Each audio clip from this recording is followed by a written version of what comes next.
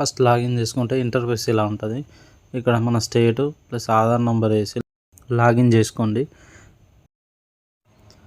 ఇక్కడ Aadhaar number verified అని ఉంది, మొబైల్ నెంబర్ వెరిఫైడ్ అని ఉంది.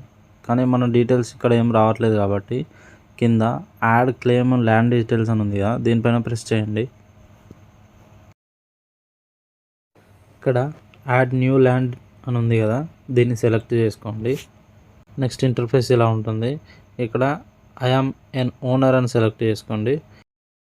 నెక్స్ట్ ఇక్కడ సబ్ కేటగిరీలో ఫస్ట్ ఆప్షన్ ఎంచుకొని కింద యాడ్ ల్యాండ్ అని చెప్పేసి సెలెక్ట్ చేసుకోండి. ఫస్ట్ ఇక్కడ మన స్టేటు, తర్వాత డిస్ట్రిక్ట్, దాని తర్వాత తహసీల్, తర్వాత విలేజ్ ఎంటర్ చేసి ఇక్కడ సర్వే నెంబర్ ఎంటర్ చేయండి. ఎగ్జాంపుల్ మన సర్వే నెంబర్ 1/A ఇలా ఉంటుంది కదా, అట్లా ఉన్నప్పుడు సర్వే నెంబర్ 1 ఎంటర్ చేయండి. ఒకవేళ 2 ఉంటే 2, 3 ఉంటే 3, ఇలా సర్వే నెంబర్ అనేది డిజిట్స్ లోపల ఎంట్రీ చేయండి. ఎంట్రీ చేసిన తర్వాత ఇక్కడ కింద ఫెచ్ ల్యాండ్ అని సెలెక్ట్ చేయండి.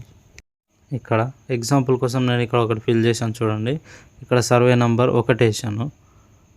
తర్వాత ఫెచ్ ల్యాండ్ డీటెయిల్స్ కొట్టిన తర్వాత ఇక్కడ సర్వే నెంబర్ 1కి సంబంధించిన డీటెయిల్స్ అన్నీ ఇక్కడ వస్తాయి. ఇక్కడ మన డీటెయిల్స్ చూసుకొని దాన్ని సెలెక్ట్ చేసుకోవాలి.